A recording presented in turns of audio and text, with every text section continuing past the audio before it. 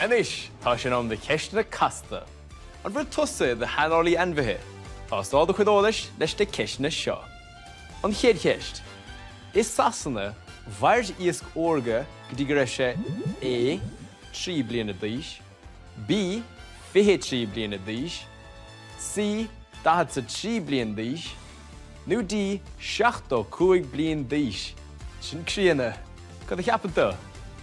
An freigra ceart ná C. 43 bliana d'aois. Sin ársa. Ceiste dó.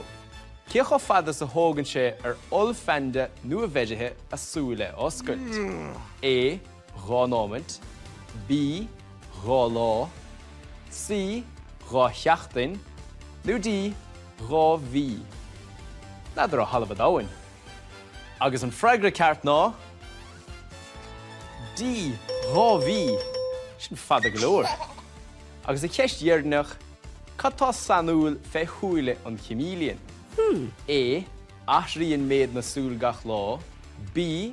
Tá cumas raircacha sa túil clé amháin, C. Is féidir leis na súile fiochaint I náisiú ag súile, nó D.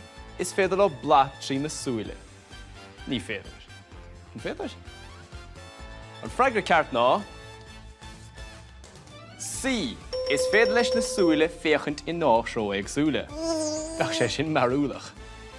Cé bhéad a fuair tú ag gcearta go baile?